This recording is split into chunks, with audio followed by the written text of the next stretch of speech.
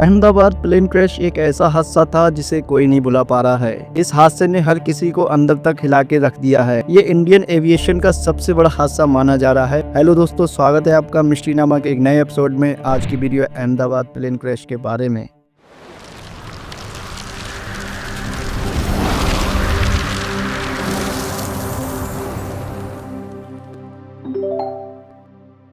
12 जून 2025 की दोपहर 1 बजे गुजरात के शहर अहमदाबाद में सरदार वल्लभ भाई पटेल इंटरनेशनल एयरपोर्ट के एक सिंगल रनवे जिसकी लंबाई 3505 मीटर यानी कि 11,499 फीट लंबी है। यहां से एयर इंडिया की फ्लाइट AI-171 जो एक बोइंग 787 ड्रीम लाइनर थी, लंदन के गैटविक हवाई अड्डे के लिए उड़ान भरने वाली थी। इस फ्लाइट में कुल 230 पैसेंजर, जिसमें 169 इंडियन, 53 ब्रिटिश, 7 पुर्तगाली, 1 कनाडाई पैसेंजर के साथ साथ 12 क्रू मेंबर्स भी शामिल थे। यहाँ बताना चाहूंगा कि इसी फ्लाइट में हमारे गुजरात के former chief minister Vijay Rupani जी भी सवार थे। धीरे धीरे सारे पैसेंजर प्लेन में सवार हो गए। इस प्लेन को कैप्टन सुमित सब्रवाल और फर्स्ट ऑफिसर क्लाइव कुंदर उड़ाने वाले थे। ये चिलचिलाती धूप थी और बाहर का टेम्परेचर करीब 35 से 40 डिग्री सेल्सियस तक था। ग्राउंड स्टाफ पैसेंजर्स के लगेज को कार्गो होल्ड में डाल रहे थे। सारे इंस्पेक्शन के बाद ATC ने प्लेन को रनवे 23 से टेक ऑफ करने की परमिशन दी। अब धीरे धीरे प्लेन अपनी मंजिल की तरफ चलने लगा। देखते प्लेन हाई स्पीड से रनवे पर रन करते हुए रनवे को छोड़ हवा में ऊपर उठने लगा और धीरे धीरे यह अपना एल्टीट्यूड गेन करने लगा। जब प्लेन हवा में केवल 625 फीट की ऊंचाई तक पहुंचा तभी कुछ गड़बड़ हुई। पायलट ने कंट्रोल टावर को मैडे कॉल किया। Mayday, airline clearing an emergency, lost power, both engine, mayday, airline 432। इसके बाद प्लेन तेजी से नीचे आई और मेघानी नगर में BJ मेडिकल कॉलेज के डॉक्टर्स के हॉस्टल की बिल्डिंग से टकरा गया और प्लेन का टेल टूटकर इस बिल्डिंग की रूफटॉप की फ्लोर में जाकर अटक गया।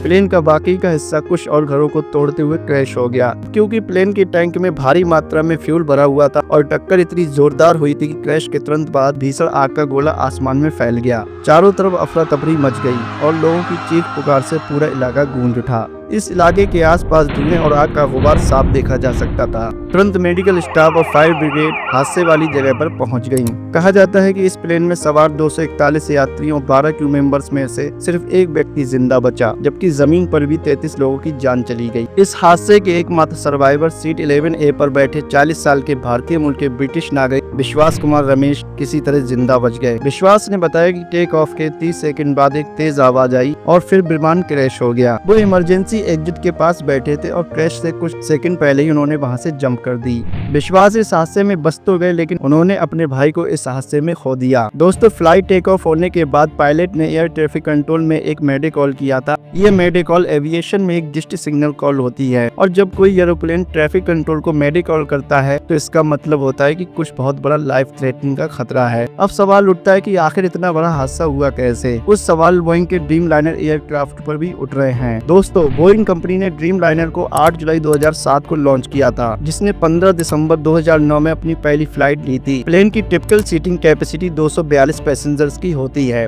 यानी उस दिन ये फ्लाइट पूरी भरी हुई थी। हालांकि मैक्सिमम कैपेसिटी 298 तक भी हो सकती है। एयर इंडिया ने पहली बार ड्रीम लाइनर की डिलीवरी सितंबर 2012 में ली थी, जिसे लंबी दूरी के लिए इस्तेमाल किया जाता है। बोइंग के इससे पहले कई एयरक्राफ्ट क्रैश हो चुके हैं, लेकिन ये हादसा अब तक का सबसे बड़ा हादसा माना जा रहा है। अब तक की मिली कुछ रिपोर्ट्स के अकॉर्डिंग हादसे के बाद इन्वेस्टिगेशन शुरू हुई, जिसमें भारत के अलावा अमेरिका और बोइंग के ऑफिसर शामिल हैं। हादसे वाली जगह से ब्लैक बॉक्स और कॉकपिट वॉइस रिकॉर्डर बरामद कर लिया गया है, लेकिन भारत में बोइंग 787 के ब्लैक बॉक्स का डेटा निकालने की टेक्निक नहीं होने के कारण इसे अमेरिका भेजा गया है। इस जांच में कुछ महीने लग सकते हैं। इसके बाद ही कुछ साफ हो पाएगा कि क्या वजह रही इस हादसे की। और कुछ दावे ये हो रहे हैं कि प्लेन के राइट साइड वाला इंजन सिर्फ 3 महीने पहले बदला गया था, लेकिन अभी कुछ कह पाना मुश्किल है। अब सवाल ये उठता है कि जब कॉकपिट में बैठे पायलट्स को अंदाजा हो गया था कि प्लेन में कुछ ऐसा है जो ठीक नहीं है, जिसकी वजह से प्लेन उड़ नहीं पा रहा, तो उन्होंने उड़ान क्यों भरी? क्यों उन्होंने ब्रेक लगाकर प्लेन को नहीं रोका? इसके लिए आपको प्लेन की स्पीड के बारे में जानना होगा। दोस्तों, एक प्लेन को टेक ऑफ करने से पहले 3 तरह के स्पीड से होकर गुजरना पड़ता है, B1, BR और B2। B1 स्पीड में जब प्लेन रनवे पर रन कर रहा हो तब पायलट के लिए वो आखिरी पल होता है, जब उन्हें डिसाइड करना होता है कि प्लेन को रोका जाए या फिर टेक ऑफ करा दिया जाए। इस स्पीड में अगर कोई इमरजेंसी आ जाए तो पायलट ब्रेक लगाकर प्लेन को रोक सकते हैं, लेकिन इस स्पीड को पार कर देने के बाद प्लेन VR स्पीड पर पहुंच जाता है। इतने स्पीड में प्लेन का नोज रनवे को छोड़कर ऊपर उठने के लिए फाइट करने लगता है, लेकिन जब प्लेन VR स्पीड को भी पार कर देता है तब वो V2 स्पीड पर पहुंच जाता है। ये प्लेन की वो स्पीड होती है जब प्लेन सेफ मोड में चला जाता है। इस एल्टीट्यूड में अगर कोई इमरजेंसी हो जाए तब भी प्लेन V2 स्पीड में उड़ान भर सकता है। सपोज दैट एक इंजन फेल हो जाए तो पायलट ब्रेक नहीं लगा पाएगा, क्योंकि प्लेन की स्पीड इतनी ज्यादा होगी कि वह रुक नहीं पाएगा, और यहाँ पर पायलट प्लेन को ऊपर भी नहीं उड़ा पाएंगे, क्योंकि प्लेन की स्पीड भले ही V1 स्पीड से ज्यादा है, लेकिन ये स्पीड भी उतनी नहीं है कि एक इंजन के सहारे प्लेन उड़ सके। दोनों ही केस में प्लेन क्रैश हो जाएगा। इसलिए टेक ऑफ के दौरान प्लेन में सबसे बड़ा खतरा तब होता है जब प्लेन VR स्पीड में हो, ना तो पायलट ब्रेक लगा पाएगा और ना ही प्लेन को ऊपर उठा पाएगा।